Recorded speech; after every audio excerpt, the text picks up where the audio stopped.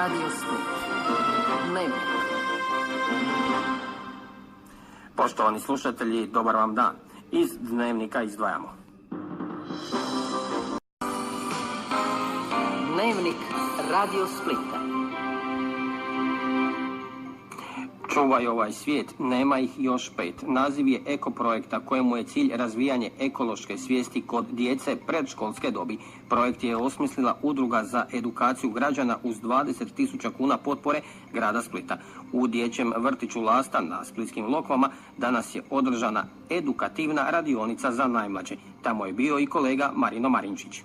Oko 30 djece sudjelovalo je na edukativnoj radionici koja ih je usmjeravala na odgovorno ponašanje prema prirodi. Predsjednik Udruge za edukaciju građana Mate Herceg. Djeca imaju prilagođeni program, prezentacijski dio gdje imamo nekakva zanimljiva videa. Nakon toga imamo jednu interaktivnu igru i nakon toga imamo neke zagonetke i bojanke za njih. Stariji članovi društva mogu puno naučiti od djece po pitanju ekologije, rekla nam je ravnateljica vrtića Rosana Bosnić. Gledaju kako se odvaja otpad, kako se reciklira, kako se može pročistiti, urediti okoliš da nam bude za iduće generacije čisti. Potičemo njihovu i znatiželju, isto tako njihovu aktivnost. Djeci ovo nije prvi put da se bave ekologijom i zaštitom okoliša. Kroz razne vrtićke programe već su se bavili temom otpada i njegovog prikupljanja. Radove. Čime se bavite? Čištenje okoliša. Šta skupljate?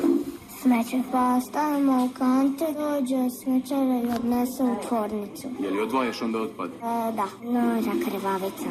S maminom, s kolom i sestrom sam išla na telaščicu i puno smo skupili smeće. Koje to smeće bilo? Koje vrste? Plastike, keramika, staklo i drvo. Drago mi je bilo za to radim. Projekt podupire i financira grad Split. Splitski gradonačelnik Andro Krstulović Opara. Nekoliko puta sam kazao da ćemo sačuvati grad, Dalmaciju, našu obalu, koliko se ugledamo na djecu. Čuvajmo okoliš, razvrstavimo smeće i vodimo računa o svojoj budućnosti i svoje djece. Projekt Čuvaj ovaj svijet, nema ih još 5, odobren je od Ministarstava znanosti i obrazovanja te zaštite okoliša i energetike, a glavni pokrovitelj je splitska tvrtka Čistoća.